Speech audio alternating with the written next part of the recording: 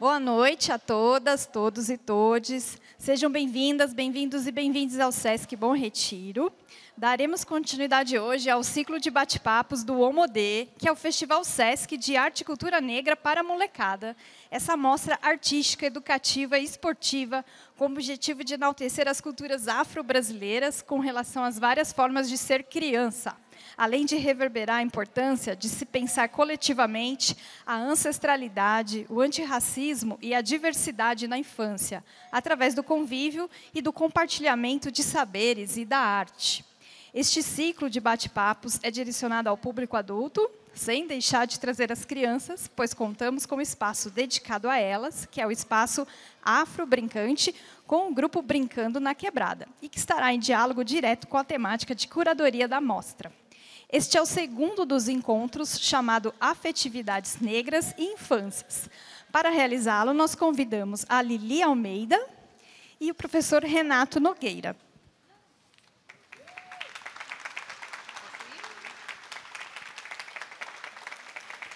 Para a mediação, nós convidamos a Jerusa Machado Gomes, que é uma mulher negra, mãe de 2 meninos, o Akin, de 12 anos, e o Zuri, de 5 anos.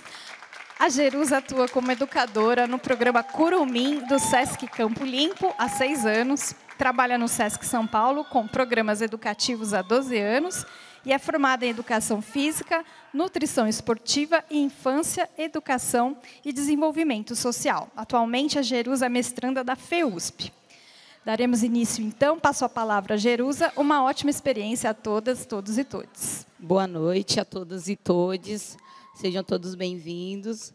Eu peço licença à minha oralidade, à minha ancestralidade de afeto. Eu quero saudar a todos que vieram antes, os que estão e os que virão.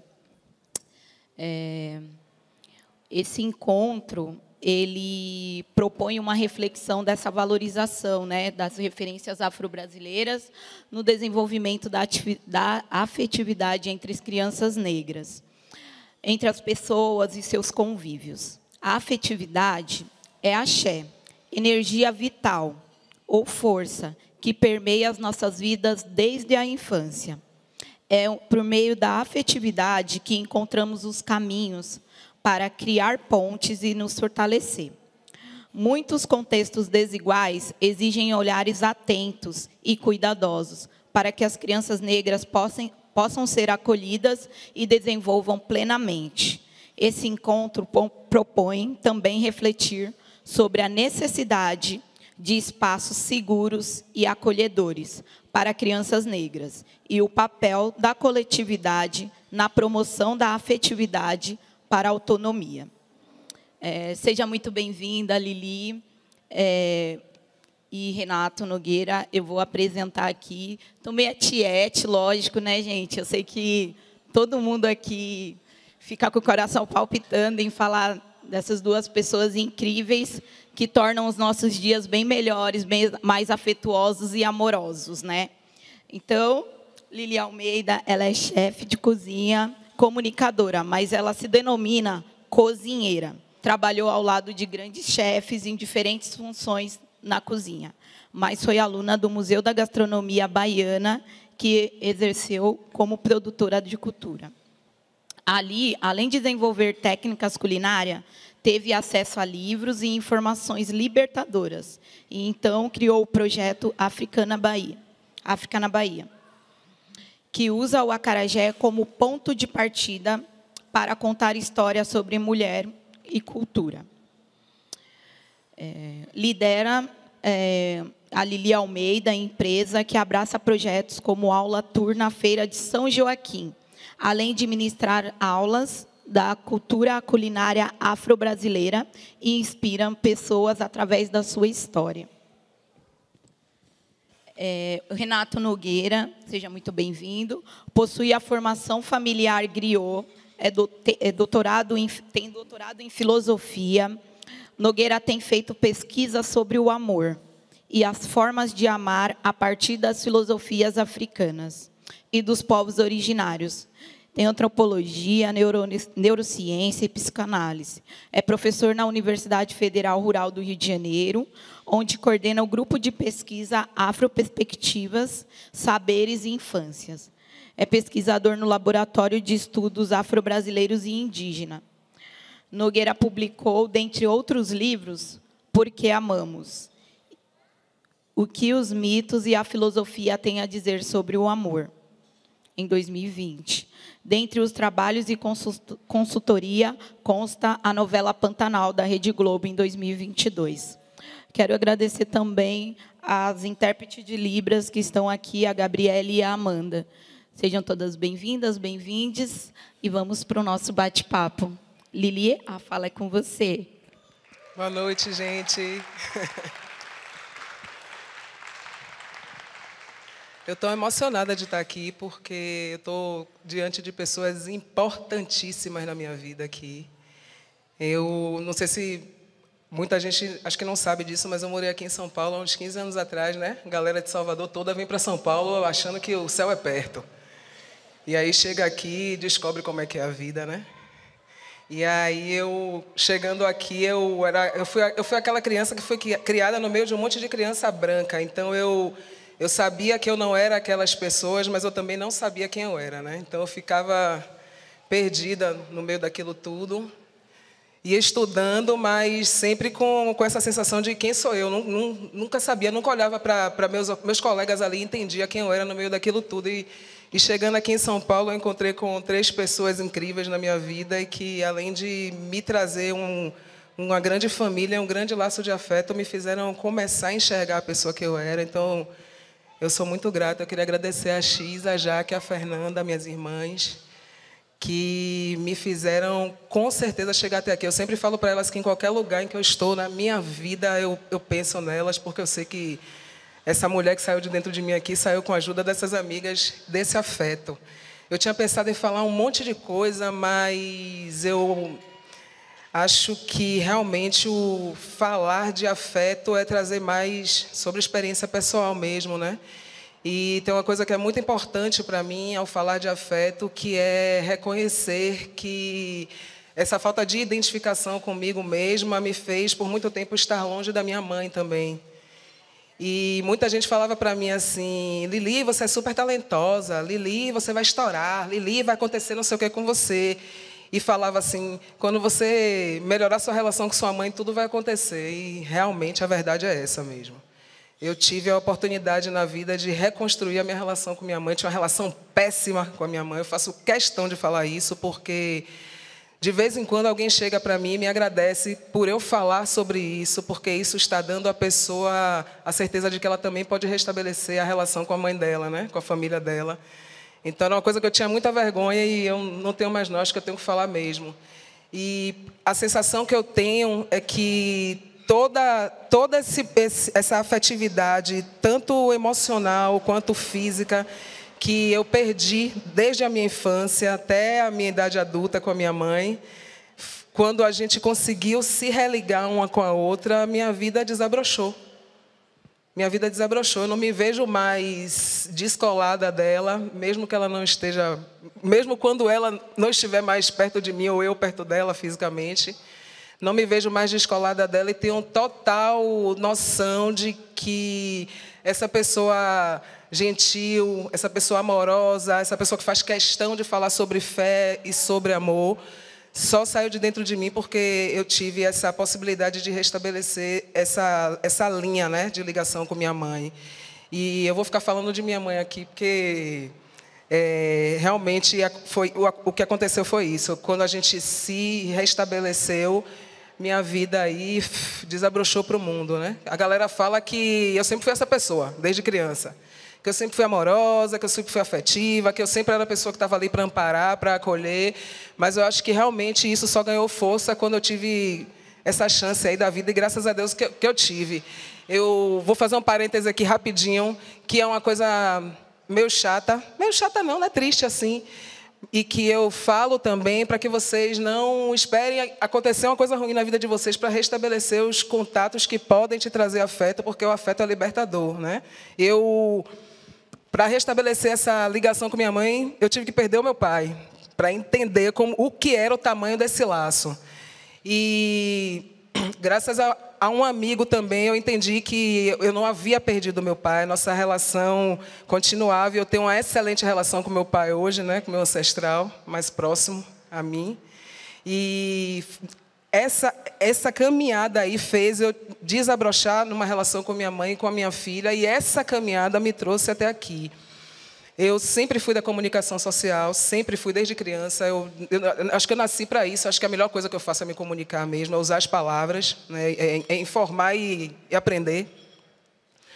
Mas essas coisas só chegaram aqui depois que eu consegui abrir o meu coração. E eu acredito que o afeto, ele realmente ele é libertador. A sensação que eu tenho hoje é que eu sou... A sensação não, a certeza. Eu sou aquela criança lá mesmo, que era cheia de sonhos e que, em algum momento, perdeu a capacidade de falar sobre esses sonhos. Eu estava no camarim falando com o professor ali agora e com Melina que a comunicação, a minha comunicação, sempre foi dessa forma, né? Sempre foi assim. Mas ai, gente, eu estou nervosa. Eu estou nervosa. Não, eu me esqueci o que eu ia falar, porque eu estou emocionada mesmo, porque eu estou vendo gente aqui que eu não era para estar aqui. Aí eu estou meio nervosa assim, mas me perdoem, tá, gente? Porque também eu acho que isso de conseguir ficar à vontade diante das pessoas também me deixa ficar nervosa, né? Não preciso ficar cheia de dedo para falar das coisas, não. Mas aí, gente, eu vou pedir para o professor Nogueira falar um pouquinho, para me acalmar um pouquinho, tá bom? Aí daqui a pouco eu falo mais um monte para vocês, me perdoem, viu?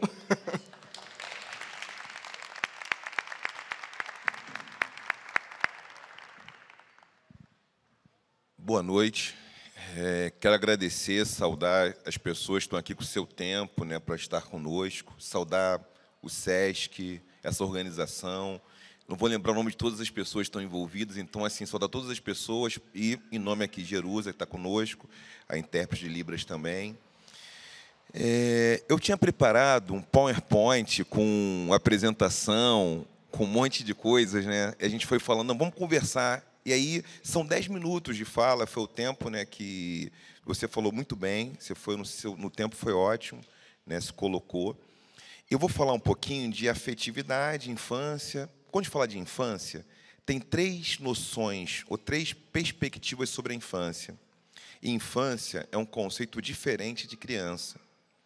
A gente pode falar da infância como noção, tem a noção de infância. O que é a noção de infância? A infância é uma fase da vida, que se for a biologia, a psicologia, a pediatria, o direito. No direito, a infância é de 0 a 12 anos. Tudo bem? Então, isso é a noção de infância. É uma característica biopsicossocial e jurídica, noção de infância. Categoria de infância. A categoria de infância, ela tem um caráter sócio-histórico. Então, eu sou um homem da geração X, né? Tenho 50 anos. Quem nasceu como eu, presenciou no Brasil Plunct-Plact-Zum, Balão Mágico, viu um pouquinho da Xuxa, viu certas coisas. Tem um universo de vivências sociais, culturais, certos brinquedos, certos gostos, músicas que tocavam, ok? Nós dançávamos. Categoria de infância é uma vivência, uma habitação de um certo espaço cultural, espaços culturais. E tem o conceito de infância. O conceito de infância não diz respeito a uma fase, nem uma característica sócio-histórica, mas diz respeito a uma disponibilidade existencial. Então, tem uma noção de infância, uma perspectiva, que é o conceito de infância, que é mais filosófico, que diz respeito a algo que cada pessoa tem, que é uma disponibilidade para reinaugurar a existência. Então, tem algo na infância que é de uma forma de lidar, abordar o mundo, abordar a vida. E aí eu vou para a ciência agora um pouquinho, tá? Neurociência. Eu tenho tido esse barato de estudar neurociência nos últimos tempos. Estive num congresso em Florianópolis há pouco tempo, que foi o Brain Congress, um congresso sobre neurociência. Eu fui debater com psiquiatras e neurologistas. Então, eu tive esse convite para debater com psiquiatras e neurologistas sobre cérebro, que é um negócio que eu estou voltando a estudar agora, nos últimos anos, nos últimos 3 anos. E, por exemplo, uma pessoa sofre um traumatismo craniano, não pode ser movimentada. Tem umas proteínas que aparecem no sangue quando a pessoa sofre traumatismo craniano. Tem um estudo feito no Reino Unido que mostra crianças que não são acalentadas, que não são acolhidas, têm a mesma proteína no sangue. Então, isso quer dizer o seguinte, é um trauma. Uma relação de pouco acolhimento é um trauma. E qual é a teoria que não é nada de novo? Uma teoria que é nada de novo, mas que está na África, lá 3.000 antes de Cristo, nas filosofias queméticas, e está na neurociência hoje. A gente busca homeostase, equilíbrio. Axé. Axé quer dizer isso, né? Equilíbrio. A gente sustenta a nossa existência. Não está nem explodindo, nem implodindo. Homeostase. O que acontece? O amor, o afeto positivo, ou a relação com os nossos afetos, que ter afetividade significa ser capaz de lidar com medo, lidar com ciúme, lidar com vários afetos. Não só com os afetos que são nitidamente ditos como positivos. Tudo bem? Então, a afetividade tem a ver com isso. E o contato com as nossas emoções, ele favorece uma relação de mais conexão e nos torna mais, vamos dizer assim, mais equilibrados, a homeostase. Então, uma hipótese de trabalho é que a gente não pode escapar ou querer esconder o que nós sentimos. Fazer isso, pelo contrário, faz muito mal. Então, é necessário que nós lidemos com as emoções, lidemos com os sentimentos. O tema é afeto, e afeto é um termo bem amplo. Por que eu estou chamando de afetos aqui, tá? Afetos são formados pelas emoções, pelos sentimentos e pelos pensamentos. Foi bem? Afeto é formado pelas emoções, sentimentos e pensamentos. O que são as emoções? Reação neurofisiológica no mundo. Alegria, tristeza, nojo, medo e raiva. Emoções básicas.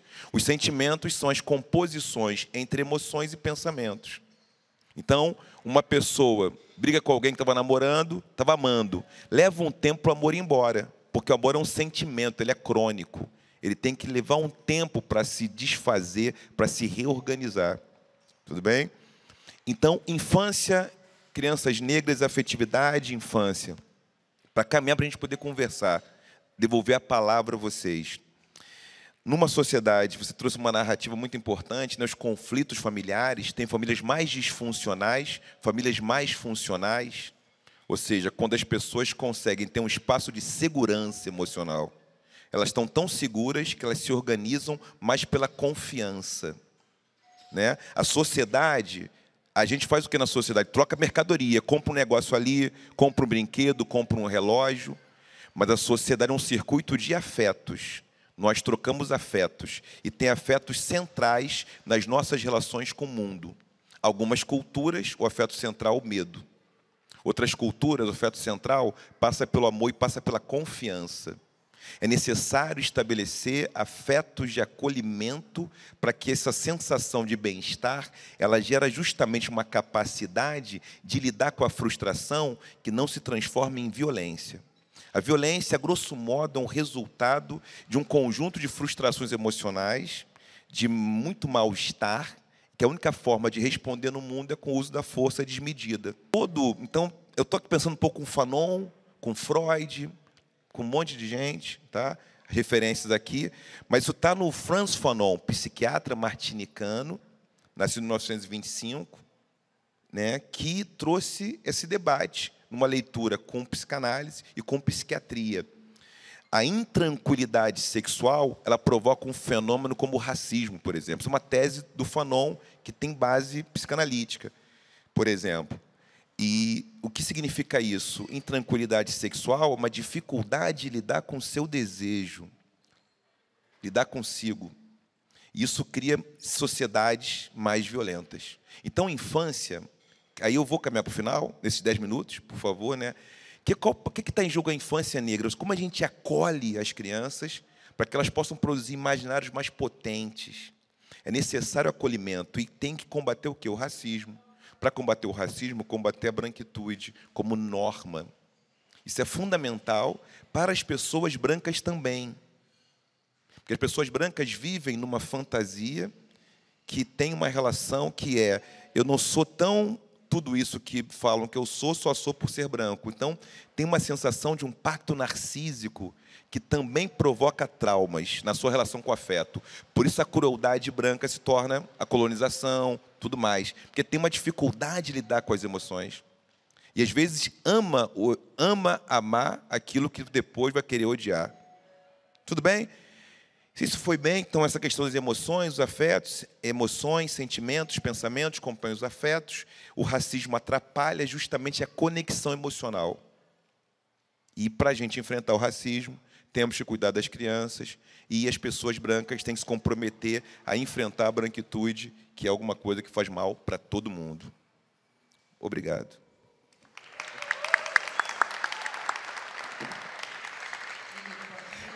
Só puxando um gancho aqui, né, do que o professor falou sobre essa capacidade que a criança tem de renascer, de se reinaugurar. Então, vou puxar para o que eu estava falando. Essa minha capacidade de reinaugurar se restabeleceu também. E eu queria falar também que quando tem muita gente que fala assim, não sei quem está com 40 e tantos anos e está indo para a Disney, realizando os sonhos da infância, tem que ir mesmo.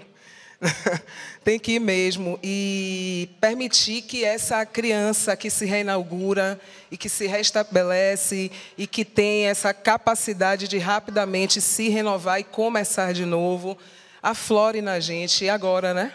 Nesse momento, que quando ela vier, a gente não impeça ela de ser quem ela é de verdade, porque eu acredito que muitos dos limites que são colocados na nossa caminhada da vida, né, por todos esses fatores aqui, que o professor citou também, eles vão podando a gente de ser quem a gente é de verdade. Aí chega aquele momento, como eu estava falando, que me perdi, não sei porquê.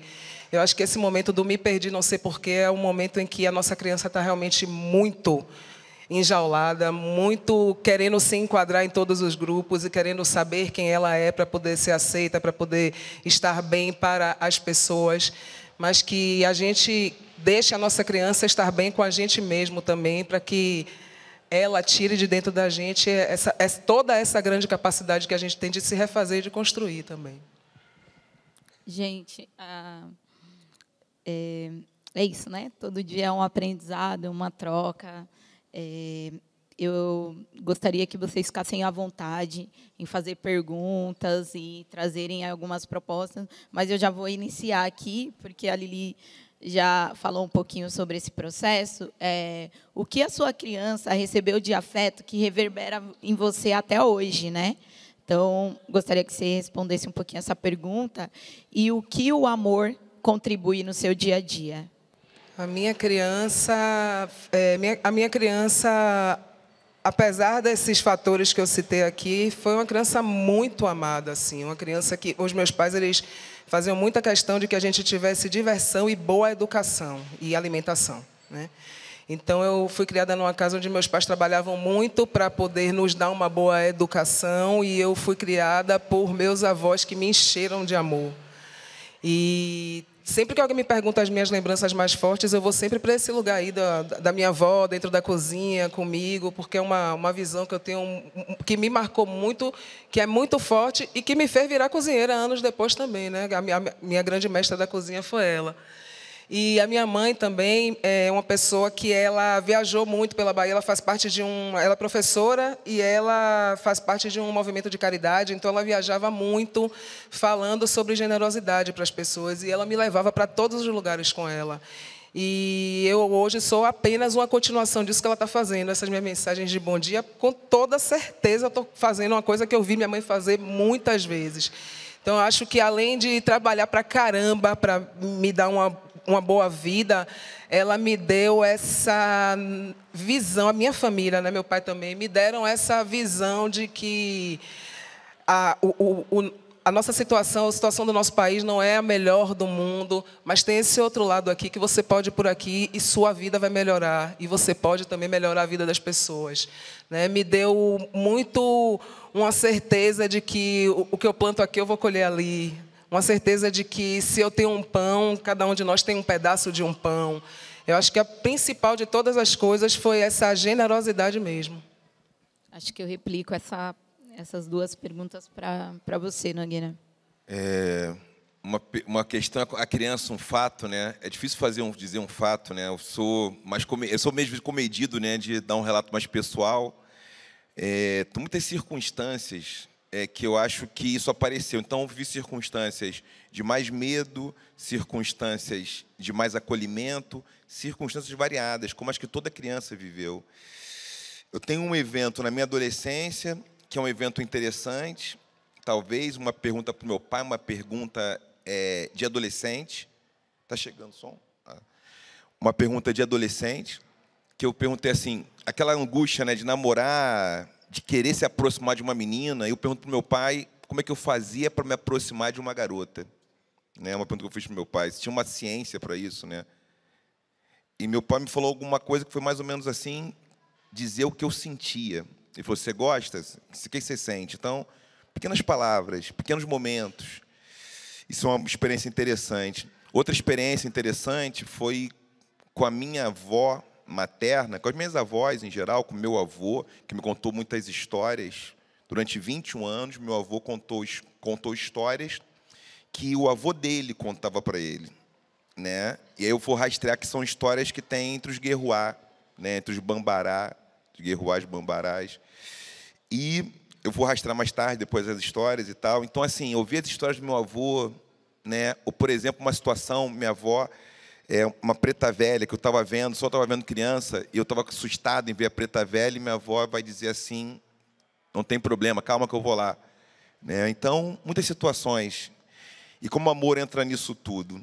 O amor entra no meu entendimento como... A minha bandeira hoje tem a ver com amor. A minha bandeira tem a ver com amor também.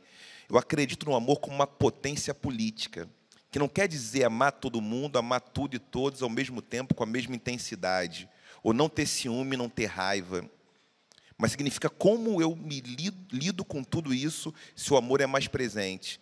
Então, o amor é uma possibilidade de reorganizar qualquer afeto de um modo mais produtivo. Então, tem essa coisa do amor que eu tenho me interessado por isso. Então, como foi isso na minha infância, talvez quando eu tive que... Tem uma cena na minha infância, que, vou contar uma cena aqui, uma cena quase de divã, quase, de ser setting terapêutico, que foi quando eu tive que... minha avó e meu avô estavam brigando, meu avô e minha avó materna, eles brigavam, teve uma briga. Eu tinha uns 7 anos de idade, eu fui resolver a briga do meu avô, uma briga conjugal. Eu não vou contar todos os detalhes, não dá para contar todos os detalhes, mas, assim, essa foi uma experiência muito marcante. Meu avô ia sair de casa, ia separar, minha avó queria que ele separasse, ou ela ia sair de casa, os dois não estavam se resolvendo. E eu pedi mais paciência para eles. Não que eles ficassem ou se separassem. E aí, lógico, teve todos os custos que tem, que eu me tornei o que eu sou hoje, né? Vários custos. Mas, assim, eu conversei com 2 adultos de como eles podiam resolver aquele problema sem ir para as vias do finalmente. Então, assim, foi algo que talvez tenha me marcado muito ali. Uma marcação muito interessante. Quiser eu dou detalhe depois disso aí. Acho que é isso, né, gente? Quando a gente traz esse lugar de ser criança, reverberar essas crianças que nós somos. E eu fico pensando muito, nós, né, povos originários e na diáspora africana, no quanto que a gente não deixa de ser criança, né? Essa fase, né, esse processo também traz dentro do que eu venho estudando sobre pensar no brincar para além de brincar, né, quando é criança. Quando a gente brinca, quando a gente vai na roda de samba, a gente está brincando. Quando a gente está no candomblé, a gente está ali brincando com os encantados também. Então, acho que tem um processo muito maior desse lugar também, né, de afeto, de brincar, de ser criança. Então, eu vou abrir agora para vocês poderem girar essa roda, girar essa troca, e vocês podem fazer perguntas. Um de cada vez, tá bom, gente? Porque a gente se organiza ainda no 1, 2, 3. Boa noite. Boa noite. Eu sou Eliane, sou Eli, né? Eli Baió. Eu tenho pensado as infâncias negras, professor, em 2 lugares, hoje, né, no que eu tenho estudado. A infância negra que é institucionalizada e que, geralmente, é a infância negra que a gente tem acesso nas cidades, enfim. E a infância negra que tem acesso às comunidades tradicionais. E aí, pensando nessa questão do afeto, o que tem de pergunta na minha investigação é justamente como é que o afeto chega nesses dois contextos, né? E aí, pensando no que traz a professora Nilma Lino sobre o movimento negro ser educador e precisar adentrar os espaços institucionais de educação, justamente para a gente repensar esse funcionamento, esse contexto das instituições de educação, penso também que, talvez, as comunidades tradicionais, é possível um diálogo das comunidades tradicionais com essas infâncias institucionalizadas, trazendo o que vivencia nessas comunidades as crianças desses espaços, né? E aí, com esse diálogo, a gente conseguir alcançar esse afeto, né, para as infâncias negras, que é o afeto que nos falta, né? Então, é mais ou menos isso. Não sei se... Obrigado, Eliane, Eliaió. Como é que eu vejo? Eu acho que isso dá um tema de pesquisa, de investigação.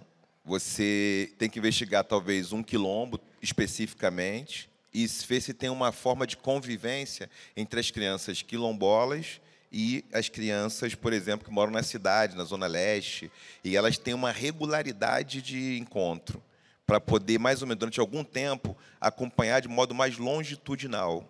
Uma pesquisa interessante, talvez 2, 3, 4 anos, se puder, mas pode ser preciso de 2 anos, dá para fazer.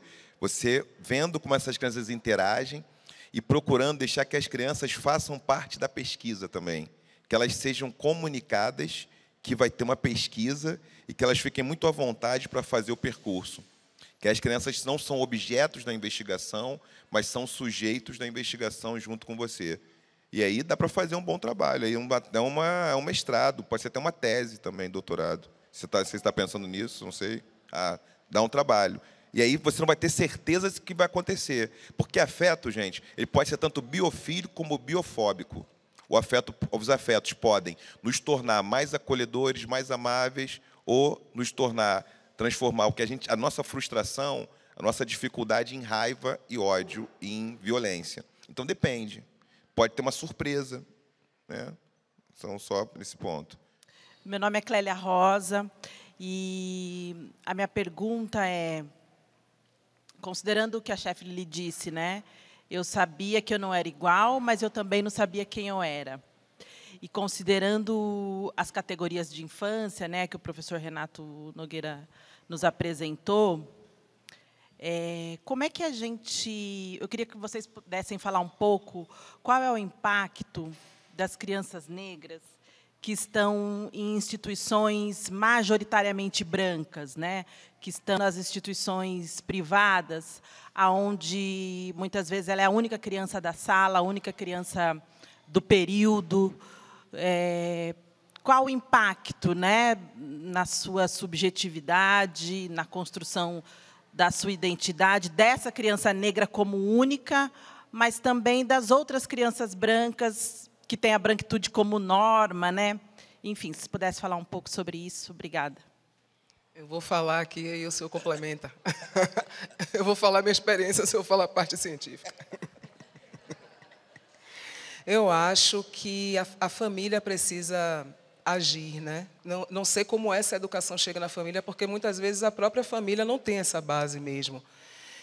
A minha família é uma família preta mesmo, mas não existia diálogo sobre racismo dentro da minha casa. Ao mesmo tempo, era uma família muito unida e muito cheia de amor. Então, apesar de não existir o diálogo e de eu estar no meio de gente branca, era um lugar onde eu me sentia completamente segura e me sinto até hoje. Então, eu não digo que foi uma falta de algo para me oferecer, eu acredito que foi a falta de instrução deles sobre o racismo na sociedade e sobre como trazer esse assunto para a gente. Eu percebo que eles sempre quiseram me proteger do racismo, mas eles não sabiam me entregar um argumento para que eu lidasse diretamente com o racismo.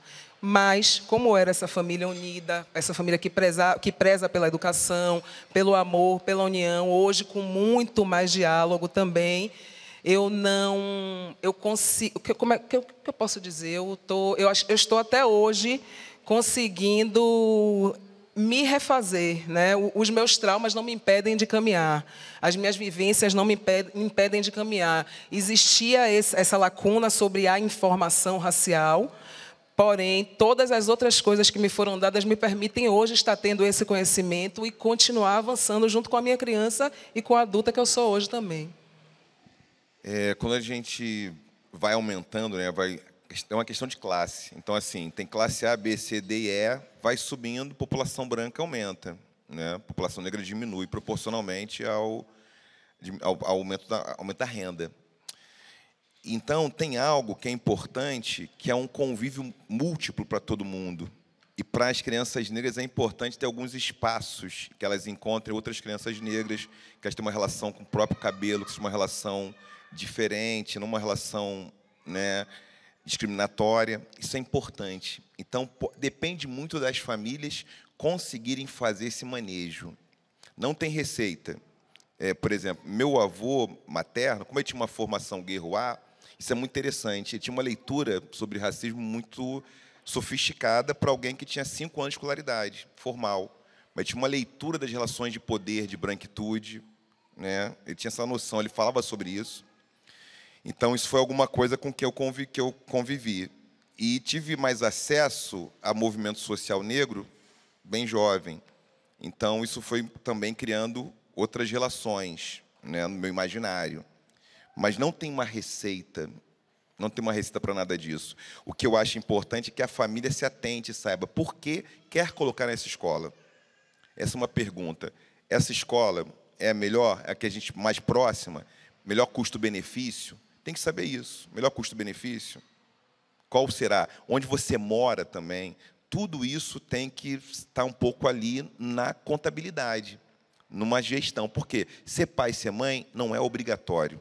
Ninguém tem que ser pai ou mãe para ser feliz. Não precisa disso. Tá? Mas, se a pessoa fez essa escolha ou se organizou para isso, você tem que fazer uma melhor gestão para que essa pessoa tenha autonomia.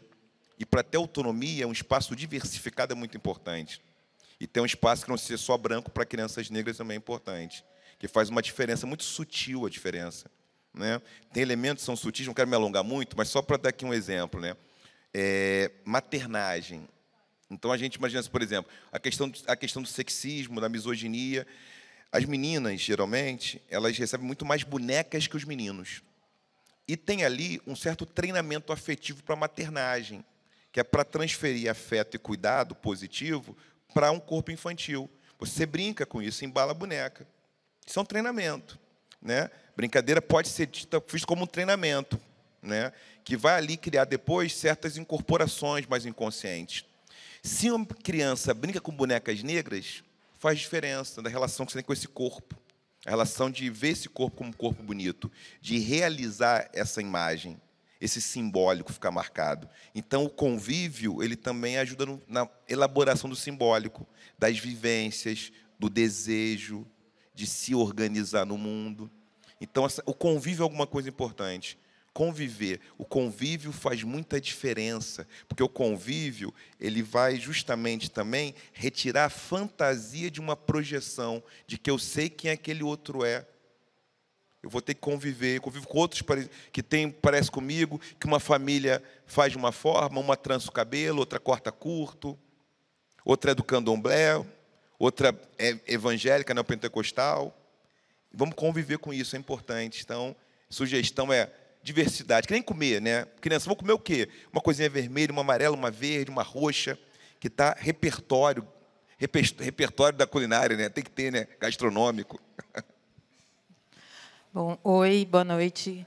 Eu sou Edjane, eu sou assistente social, e aí eu queria trazer aqui, eu tenho repensado muito na questão do afeto com as crianças que estão institucionalizadas, com as crianças que são retiradas das famílias e ficam ali em instituições que pensam muito na condição protetiva, dessas crianças, né, de compor aquilo que está no Estatuto, né, no ECA, mas pouco se pensa nas relações afetivas construídas dentro desses espaços, que quase nunca tem.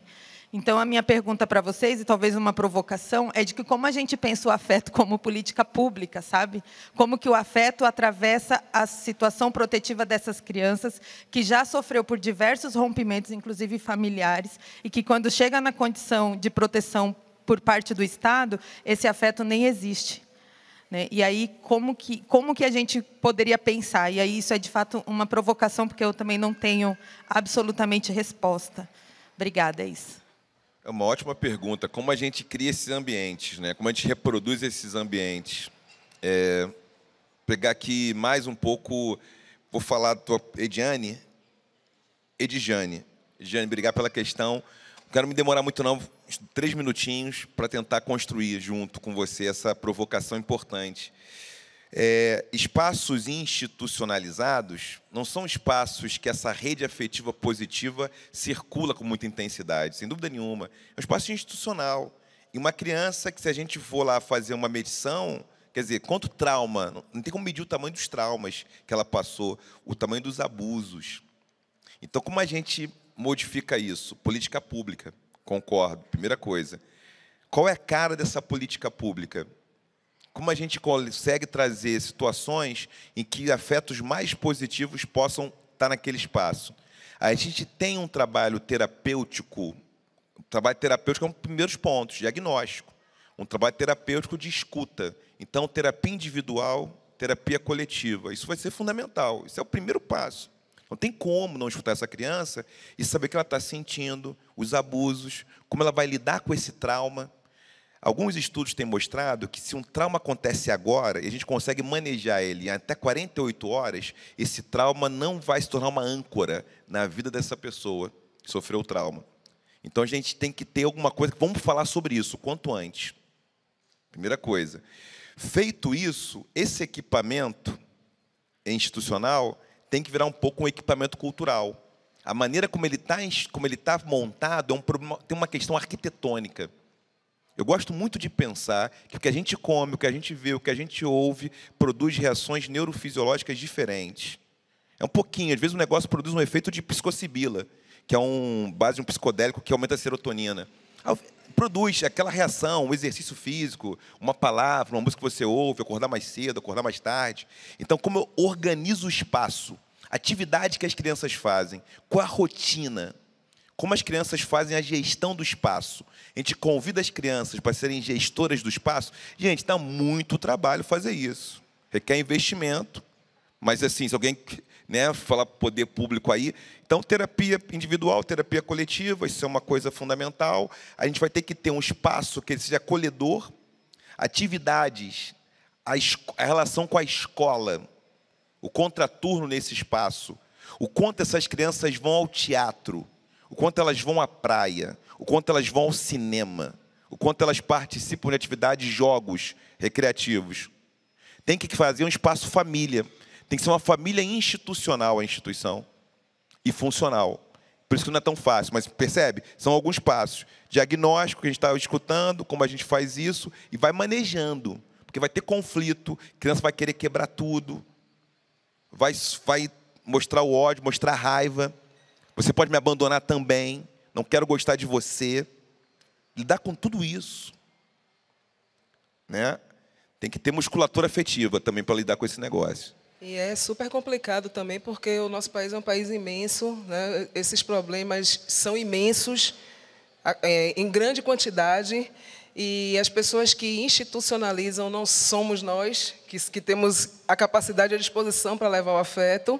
E, em muitos momentos, quando temos espaço para adentrar nesses espaços aí, nós mesmos também não estamos com o emocional e o psicológico pronto para levar esse afeto. Então, além disso tudo aí que o professor falou, ainda tem isso, né? De onde é que a gente vai encontrar todos esses profissionais diversos e negros e com esse pensamento mais amplo e que estejam em condição de trabalhar com essas pessoas que precisam dessa atenção específica. Então, é um buraco sem fundo, né? Botar recurso em cima, contratar o pessoal de qualidade, vai ter gente agora, muito trabalho, é uma disputa. Disputa política é disputar o recurso para onde ele vai, onde a gente joga energia, qual a prioridade. Então, tem que ser uma pauta, né, da ação social, uma pauta da assistência social brasileira. Tem que ser uma pauta, uma bela bandeira, um belo trabalho. Dá um belo trabalho de mestrado sobre isso. As dissertações e teses nos ajudam a virar também, materializar coisas, tá? Gente, a Guerra do Iraque foi uma dissertação de mestrado. Guerra do Iraque. Tá? São dissertações e teses, vão virando um negócio aí no mundo. Boa noite, sou Antônio. Eu queria fazer uma reflexão e uma pergunta também, sobre mais relacionado à família e comunidade. A gente conhece um ditado que ficou vulgarizado, de que é necessário uma comunidade inteira para cuidar de uma criança, mas eu queria que vocês fizessem uma reflexão e problematizassem isso, que, a meu ver, muitas vezes é uma forma de a gente se autorizar a abandonar a criança, porque aí a criança que está... A gente supõe que existe uma comunidade, principalmente nos grandes centros urbanos, e na maior parte das vezes essa comunidade não existe para o cuidado íntimo, pessoal e integral da criança, das crianças pretas. E queria ouvir um pouco sobre isso. E, além disso, das qualidades desse afeto. Será que estamos falando da mesma coisa, como estamos falando de afeto, né? O afeto preto, de onde, a partir da nossa história, né, num país colonizado? Se eu entendi bem, esse abandono autorizado, no lugar que tem a comunidade. Tem a avó, tem o tio, tem a tia, tem uma vizinha, tem quem olha. Como que eu vejo parentalidade, né? Como que tem muita gente pensando parentalidade hoje? A Vera Iaconelli tem um trabalho muito legal sobre parentalidade, é uma psicóloga especializada nesse debate, né? Relação de pai, filho, filha, mãe, essas relações. É que tem uma responsabilidade de produzir capacidade, habilidade de ganhar com a própria autonomia, que é de alguns parentes, muito diretos ali, de uma mãe, de um pai, das mães, dos pais, que escolheram esse projeto. É um projeto. E aí, por exemplo, tem algumas coisas assim, não dá para medir nada, né, gente? Mas, às vezes, precisa de pelo menos 6, 7 horas por semana, ou 10 horas com uma criança, dependendo da fase, ou horas bem aproveitadas, para a gente poder conviver e criar um laço de confiança. E ser alguém que dá suporte. Por quê? O que é importante? O papel de uma pessoa adulta com as crianças, com adolescentes, é estimular a autonomia dessas pessoas. Não deixar que elas esqueçam a sua infância, seu poder de inaugurar a vida. Também se mostrar uma pessoa que não opera nem com a fraude, nem com o favor. As nossas relações são muito marcadas por fraude ou favor. Ou eu digo que eu vou dar o que eu não posso, ou eu faço assim meio, estou fazendo sem querer fazer. É necessário dizer isso quando você sente raiva, quando quer silêncio, quando não tem resposta para o filho, quando discorda. Porque a afetividade biofílica positiva não é só acolher tudo. A gente vai ter que dar uma relação de contorno, estabelecer limites, estabelecer contrato, estabelecer acordo. Dá muito trabalho. Então é isso, ou seja, tem que ter uma capacidade também de não ter relação com fraude. A pessoa quer prometer a lua para o outro. Vou te dar a lua. Né? Não é que eu não possa fantasiar, mas eu não posso dizer aquilo que eu não tenho força para sustentar. Ou se eu disse, eu tenho que dizer assim, eu disse uma notícia, eu não consigo fazer isso. E essa relação com o filho, com a filha, com o filho, com a criança, com o adolescente, é muito importante. E vai ter hora que o adolescente vai virar as costas para você e falar assim, pô, pai, tão chato. Vou ter que lidar com isso. Então, requer trabalho. Temos disponibilidade de trabalhar nosso relacionamento? A primeira questão é essa. Se relacionar, tem disponibilidade de escutar o outro. Vou dizer uma coisa aqui para vocês, para fechar. Vou falar um negócio para vocês, para fechar e passar a palavra. Eu tenho estudado, tenho um grupo de estudo, dou uma disciplina na USP, aqui, né, que eu estou dando uma disciplina na USP, às quintas-feiras, que é sobre personalidade autoritária. Eu, 2 psicólogas, uma pedagoga. E a gente tem discutido, eu tenho um outro grupo no Rio de Janeiro, que é um grupo de cartas, que a gente tem discutido também sobre afetividade e tal. Talvez seja muito interessante a gente relativizar a empatia para uma relação com profundidade emocional. Relativizar a empatia. Porque a empatia pode ser querer se colocar no lugar do outro. Nunca estarei no lugar do outro. Eu preciso, talvez, ser capaz de não compreender o outro para me relacionar com o outro. Pegaram essa parte? Olha que possibilidade de mistério, de conexão emocional. Eu não posso não compreender o outro. Eu posso não me colocar num lugar que eu entendo tudo que você sente e está dizendo. Eu posso não ter isso. Eu posso não ter empatia. Eu estou fazendo uma torção conceitual, só para depois falar que eu sou contra a empatia. É o Nogueira contra a empatia, não é? Uma torção conceitual. Eu não posso ser empático, me colocar no lugar do outro, a dizer pelo outro. Nada. Olha que dificuldade. Então, o que eu diria? É difícil, dá trabalho. É mais fácil não se relacionar. Ou se relacionar com o outro como se fosse um objeto. Um objeto que faz o que você quer. Eu acho que a gente que tem acesso à informação hoje, nesse momento, e que tem alguma condição de chegar, de fato, a transmitir algum tipo de afeto ou de segurança para essas crianças, que a gente verbalize mesmo, que tire de dentro e faça, né? Porque tem todos os conceitos científicos, mas tem a vivência lá do dia a dia mesmo, né? E em muitos desses momentos a gente tem a oportunidade de contribuir, mas eu acredito também que o silenciamento impede muitas vezes a gente de ter coragem de efetivar mesmo, né? De jogar ali alguma coisa que possa contribuir. Então, no meu caso, eu acredito que toda oportunidade que a gente tiver de ser positivamente efetivo, de criar uma conexão com uma criança ou com um adulto mesmo, que a gente verbalize, né? Que a gente coloque para fora, porque na minha vida mesmo, em vários momentos, eu ouço coisas que eu nunca na minha vida ia imaginar que aquilo dali poderia ser uma grande coisa, mas tem coisas que algumas pessoas me falam e que abrem uma porta na minha cabeça na mesma hora. Então, quando a gente tem convicção, acredita e tem uma informação positiva para passar, a gente tem que verbalizar, botar para fora e deixar chegar mesmo quem tem que chegar. Boa noite. Eu sou o Matheus. Essa semana, na verdade eu vi isso ontem, mas essa semana viralizou um vídeo de uma menina, uma mulher preta, falando sobre o sentimento dela de ela ter sido uma pessoa que precisou cuidar dos irmãos na infância, né? E como isso gerou um ódio nela, inclusive de não ser mãe. Ela não quer ser mãe porque quando ela era uma criança, ela teve que cuidar dos irmãos mais novos e ela entendeu que isso foi muito ruim para ela, né? A gente sabe que isso é uma realidade do Brasil, né? Talvez fora do Brasil, enfim. De pessoas, de crianças que têm que cuidar dos outros irmãos porque por alguns motivos. Hoje eu sou voluntário no Instituto Sonho, é um instituto aqui do lado, que trabalha com as crianças aqui da região, tanto aqui da Cracolândia, quanto ali do Moinho.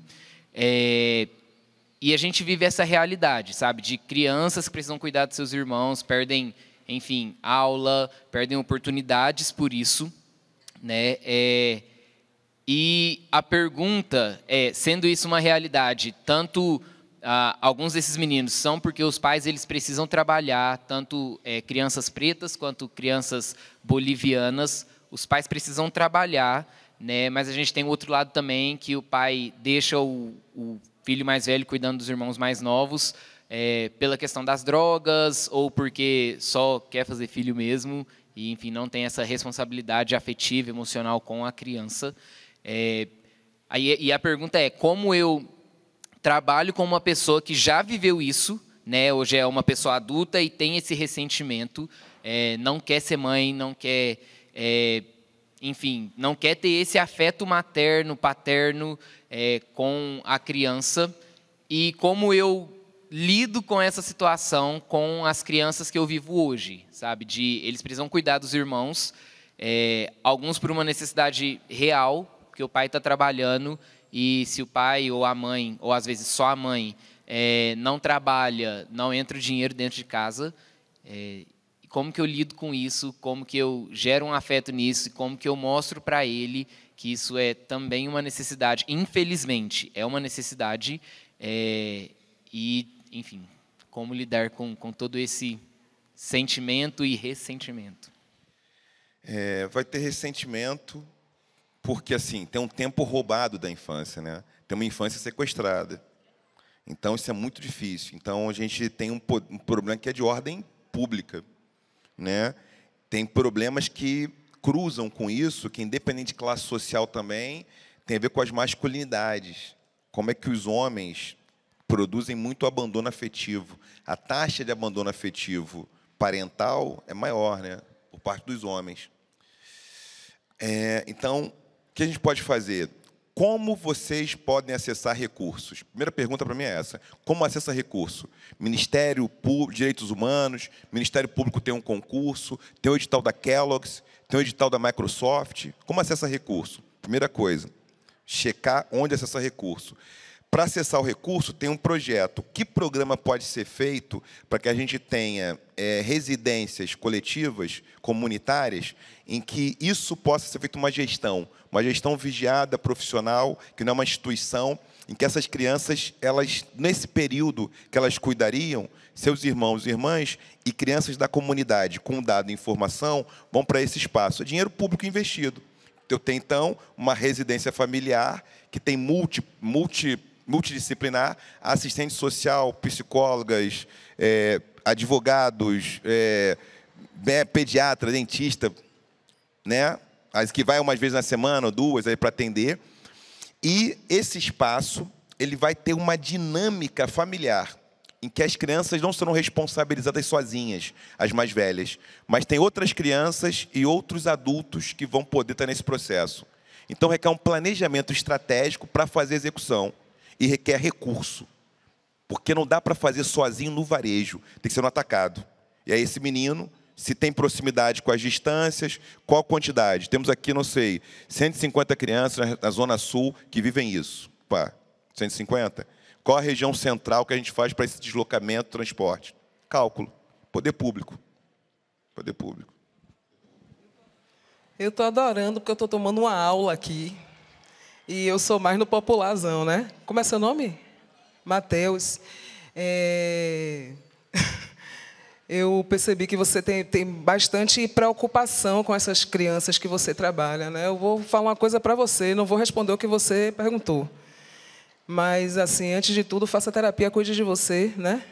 Você não vai conseguir resolver o problema dessas crianças. O que eu, infelizmente, eu não gostaria de dizer isso, mas elas vão ter que lidar com esse problema que é delas, né? Você só vai apoiar elas. Eu acho que a pergunta que você fez, como você lida com a questão delas, não tem como. Acho que você precisa lidar com as suas questões para você não acabar pegando as questões delas e transformando em questões suas também.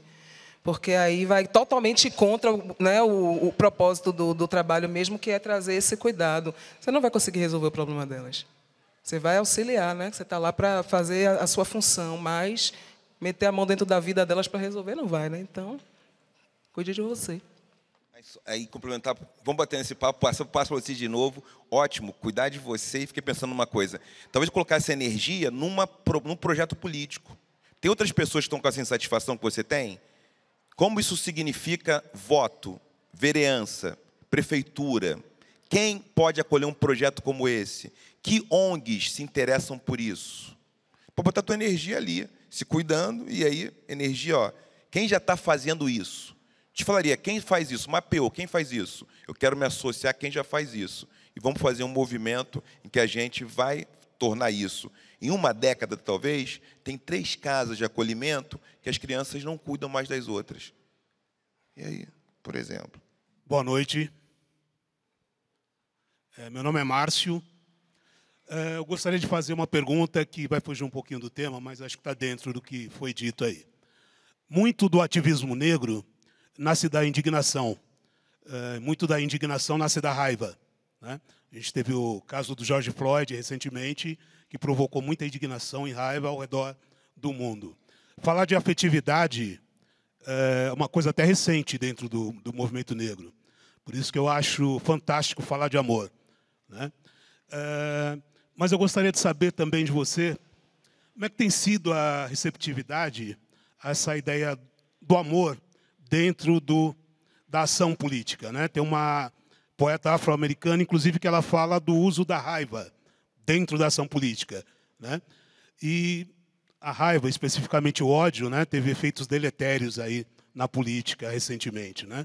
Então, eu gostaria de saber de você como é que tem sido a receptividade a essa ideia do amor dentro da ação política. Receptividade do amor na ação política. Como isso me bate, essa receptividade?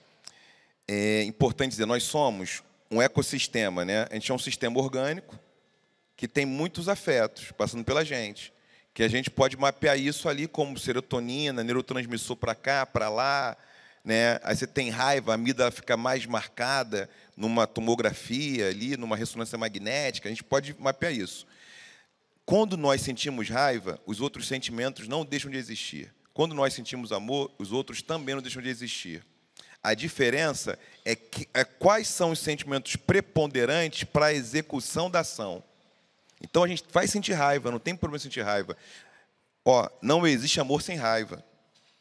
Você vai ter raiva, não tem problema. A questão é como a raiva é, vamos dizer assim, instrumentalizada pelo amor. Então, o que eu estou dizendo é assim, não vou deixar de ter qualquer outro sentimento, mas a maneira quando o amor ele consegue estar ali na posição de piloto, ele consegue organizar de um modo proativo essas outras emoções. Então, esse é o desafio. Não vou deixar de sentir raiva, de sentir repulsa por algumas coisas, mas como a gente vai utilizá-las, aí faz a diferença. Então, é uma grande mistura de afetos, todo mundo. Não tem uma pessoa sem sentir nada. Quando você, às vezes, não sente alguma coisa, é porque você não se permite ou você não consegue aceitar e assumir aquele sentimento, muitas vezes. Mas todos sentimos tudo. A questão é a dose e como isso pode se tornar ou um remédio ou um veneno. Ou seja, a raiva pode ser usada como remédio. Melhorei a comunicação agora. Quando o amor está no controle, a raiva pode ser até um remédio, não vai ser um veneno. Então, depende de como eu utilizo. E aí tem técnicas que podem ser variadas, né? Ele já respondeu a sua pergunta, eu acho. Eu estou aqui só para completar a frase. Mas eu queria falar sobre o falar de amor mesmo. Que eu acho que todo mundo que está aqui ama, né? E todo mundo tem fé também, né? Mesmo que não acredite em Deus, tem fé em alguma coisa, tem fé, né? E falar de amor mudou minha vida completamente. As pessoas, muita gente me pergunta muitas coisas da minha vida, da minha caminhada, como é que eu cheguei aqui, que não sei o quê. Eu me vejo igual a todo mundo, só que eu perdi a vergonha de falar de amor e de fé. Eu perdi a vergonha completamente. Eu tinha vergonha de falar isso. Eu me lembro que há uns 3 anos atrás, né, as pessoas me perguntavam o que é que você quer, qual é o seu sonho? E eu ficava sempre pensando, mas eu sabia qual era o meu sonho, poder fazer o ouro das pessoas brilhar. E eu tinha muita vergonha de falar isso, porque eu, como mulher negra, nunca achei que eu ia estar falando de amor para milhares de pessoas, que aquele espaço não era para mim, né? Primeiro que eu achava que eu não era digna de ser amada. Então, aí eu já não conseguia me relacionar bem comigo, não me relacionava bem com o outro, não me relacionava bem com o amor. E aí eu lembro que eu dei uma entrevista um dia, quando eu estava saindo do Mestre do Sabor, quando eu fui eliminada, e me perguntaram lá, né? Qual é o seu sonho? Eu aí falei isso. Eu falei, o meu sonho é colocar no olho das pessoas 1/3 do brilho que elas me emprestam todos os dias para fazer minha vida brilhar. E depois disso, eu comecei a falar isso em todos os lugares e a minha vida mudou. Não foi a minha, não. A minha vida, a vida da minha família. E eu acredito que eu estou conseguindo fazer uma coisa positiva também na vida de outras pessoas. Então, o falar de amor, manifestar o amor mesmo, verbalizar, exercer o amor na vida, é uma cura imensa. Mais alguma pergunta? A gente já está se encaminhando para o final, mas é isso, né, gente? Que lindeza ouvir, falar de amor, de afetos e trazer também essas perspectivas, né? Porque a gente, quando traz, né, vamos falar sobre afetividade negra, né? Então, as pessoas acham que a gente só vai focar, né, numa situação, numa ação, ou num sentimento. E aí, quando o Nogueira e a Lilian traz lindamente essa relação, né, vai dando sentido assim para a gente ter alguns entendimentos. Eu gostaria que vocês trouxessem um pouquinho, dentro da fala final de vocês, sobre a importância desse afeto, tanto na maternidade, tanto na paternidade de vocês. Sobre a maternidade, a primeira coisa que eu tenho a dizer é, quando eu estava grávida, um monte de gente falava para mim assim, agora você vai ter que tomar juízo, porque você vai educar uma pessoa. E aí, quando a minha filha saiu de dentro de mim, eu descobri que quem tinha que ser educada era eu. Porque a criança é uma pessoa, né? E ela vai mostrando, ela vai lhe sinalizando tudo o que ela precisa. Tanto que uma mãe que é mãe mesmo, que cuida da criança, é uma sintonia com o filho, que ele vai crescer ali a vida toda e ela de costa repara. Ela de costa percebe que tem alguma coisa diferente no filho, né? Então, quando a minha filha nasceu, eu me permiti aprender com ela. Aquele papo de nasce um filho, nasce uma mãe, é a pura verdade mesmo. E o maior aprendizado, o maior presente que minha filha me deu foi me permitir, olhando para ela, encontrar essa mãe, né? Essa outra mulher, Lilian.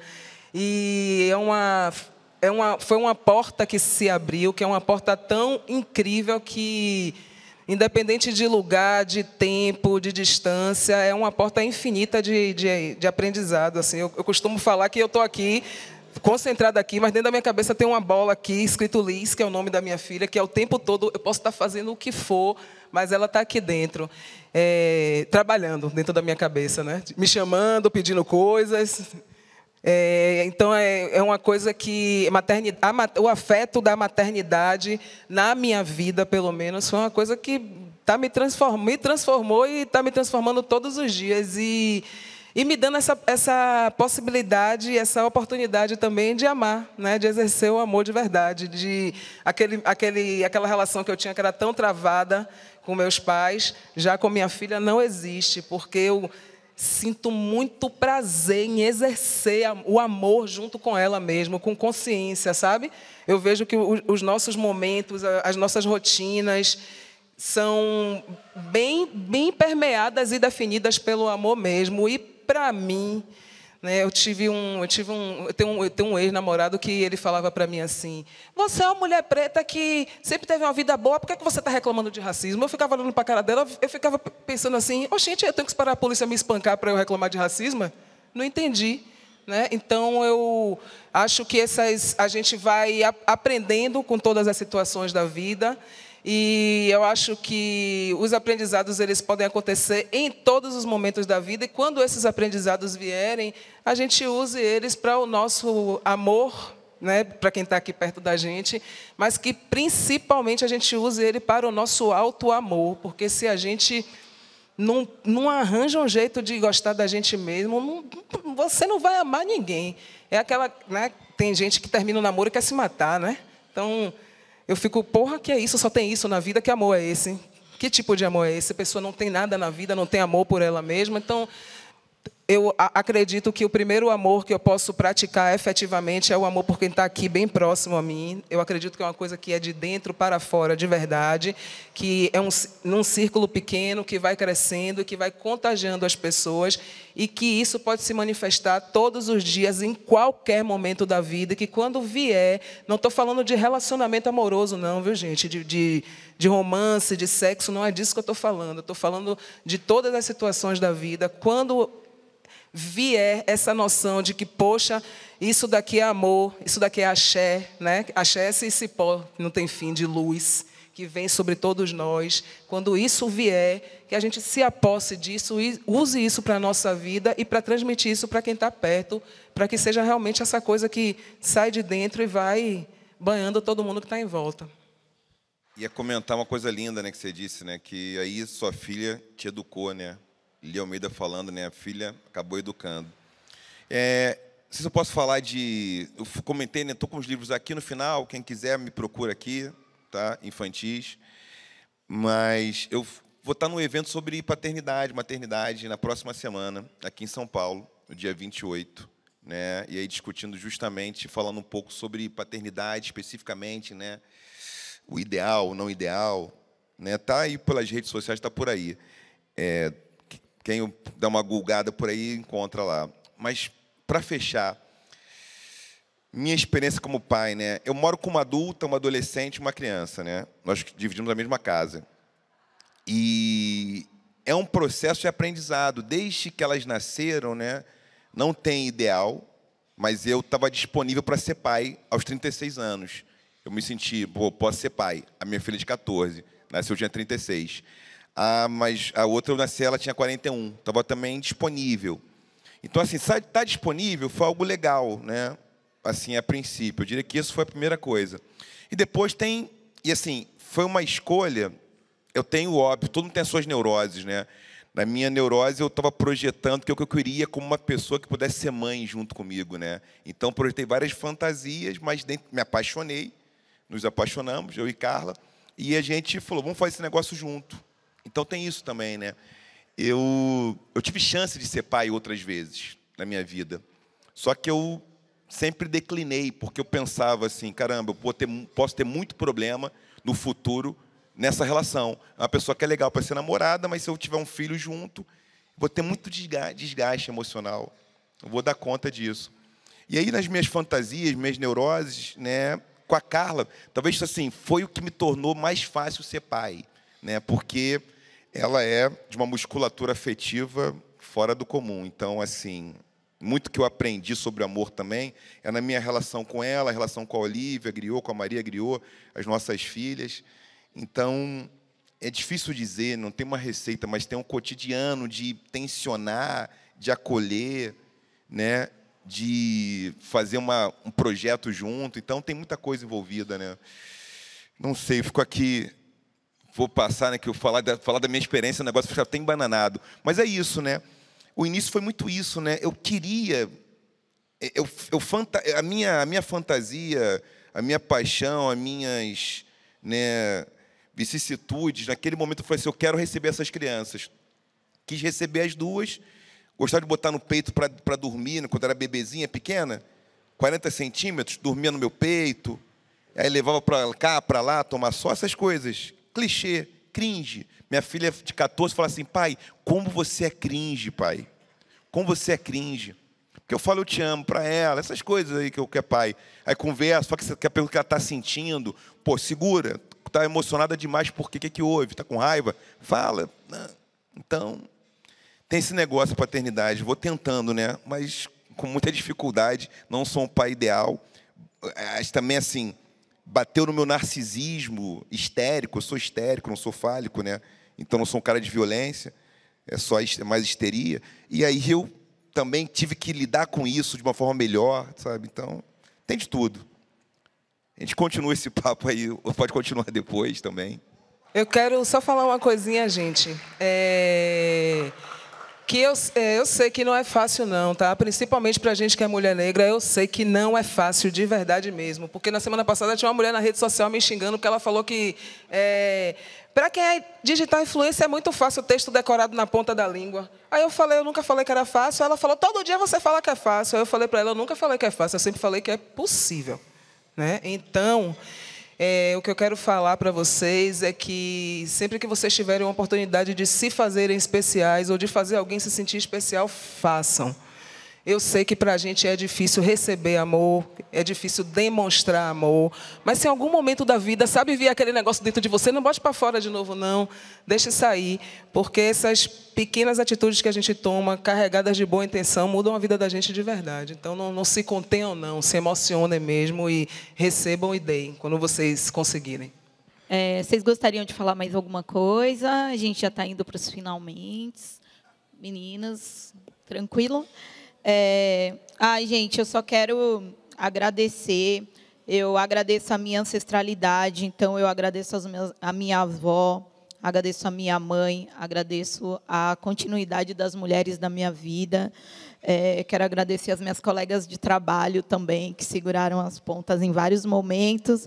E é isso, eu sou uma menina brincante, uma mulher brincante, então quero agradecer aos meus 2 filhos que estão aí, o Akin e o Zuri, e agradecer a toda a equipe do Sesc Bom Retiro e a presença de vocês, e eu espero que vocês voltem para suas casas, para seus espaços de aconchegos, com um pouquinho mais de afeto. Muito obrigado, Lilian, muito obrigado, Renato, e até mais. Boa noite.